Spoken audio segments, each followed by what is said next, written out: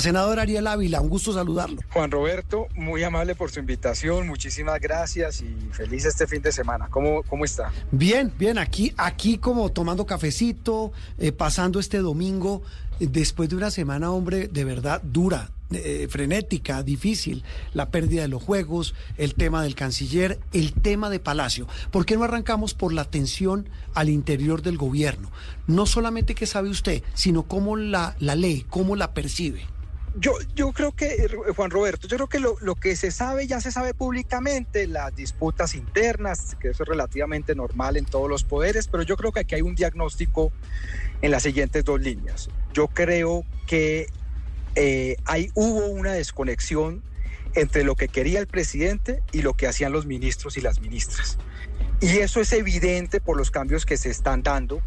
Y esa desconexión, la idea es qué pasó, o sea, qué fue lo que pasó. Entonces, por ejemplo, el tema del Ministerio del Deporte, eso vergonzoso la pérdida, más vergonzoso que la ministra hubiese tantos días en el cargo y que estén esperando una moción de censura, además que seguramente el Congreso la va a aprobar sin mayor dificultad.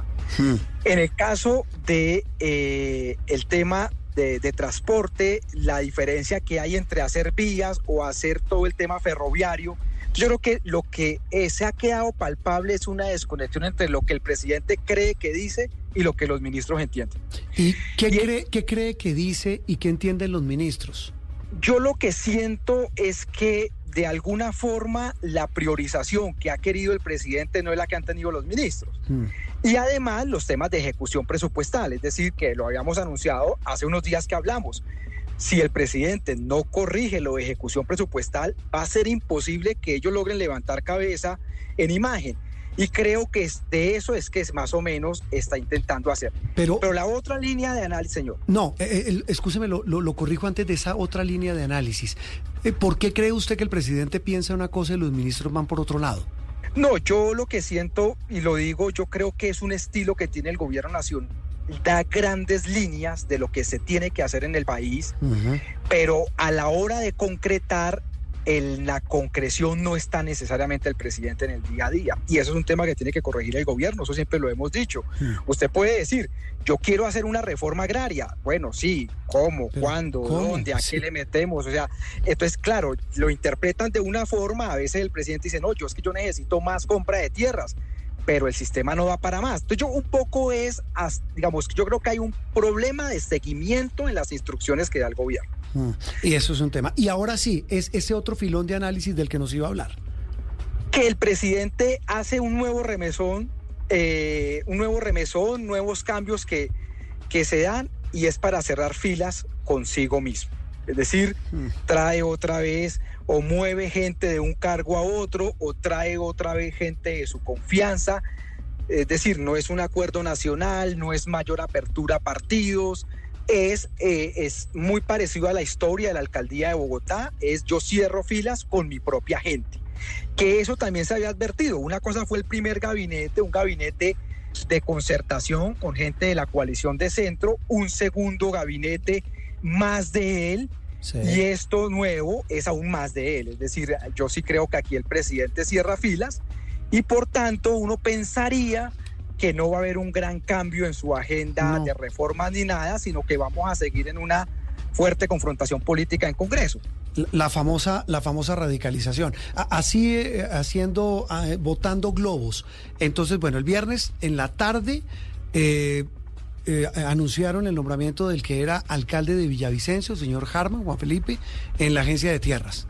Un tema que no funciona, que ha sido motivo de regaños vaciadones durísimos del presidente, de la actual ministra Mojica, que saldría para darle paso al que es hoy gerente de esa o director de esa agencia de tierras, Gerardo Vega.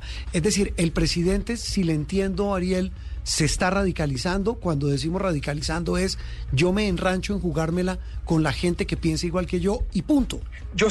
Pero mire, Juan Roberto, que yo se lo dije la vez pasada, yo le dije, el gran tema de discusión el próximo año va a ser el tema de tierras. Sí, es lo decir, recuerdo. Él va a radicalizar su agenda en materia de tierras y de la reforma.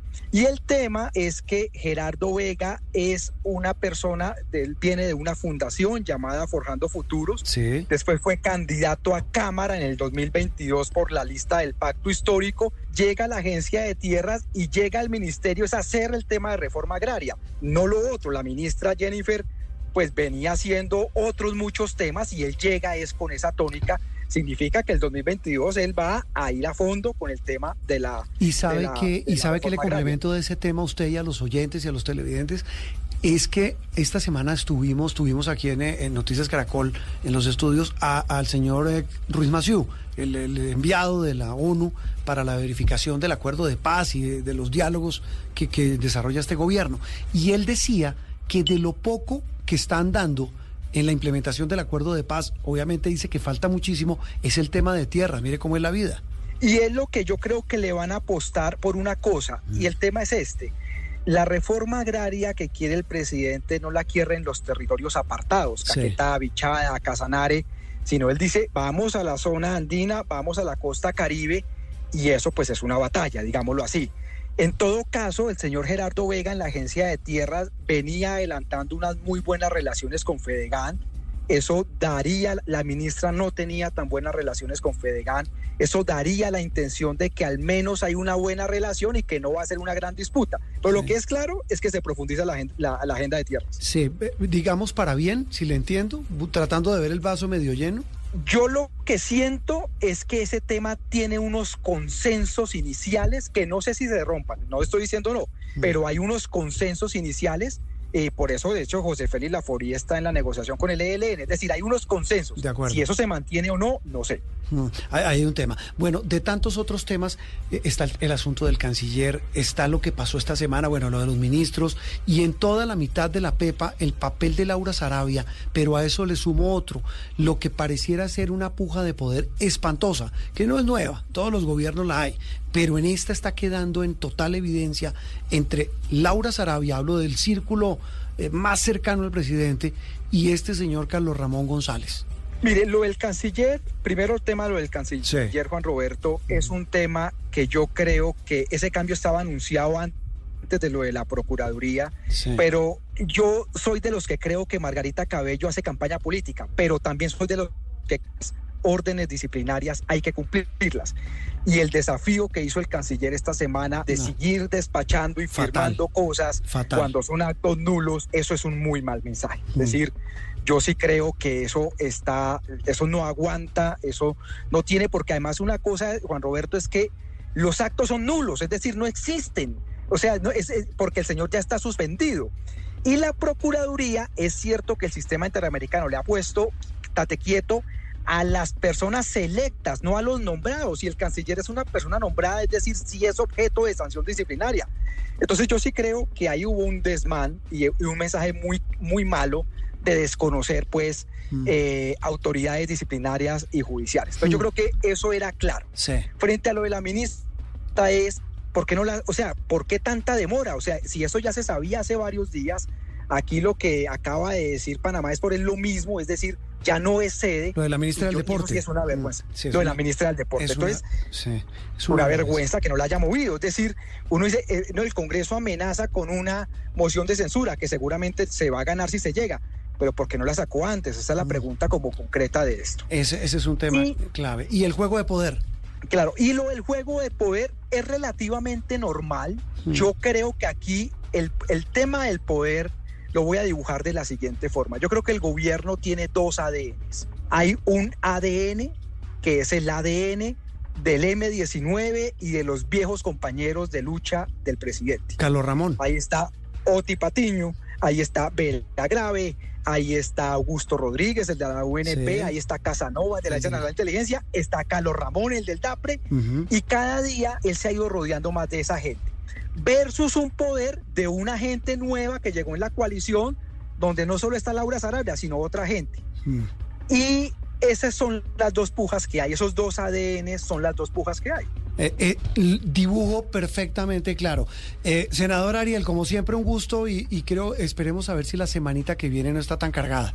Esperemos, pero yo creo que todo este año va a ser así. Un abrazo, Juan Roberto. Bueno, mañana se supone que hay cambio de gabinete, algunos salen. Bueno, habrá que esperarla si llega finalmente Luis Gilberto Murillo en reemplazo del canciller. En fin, cosas que hay que estar pendientes.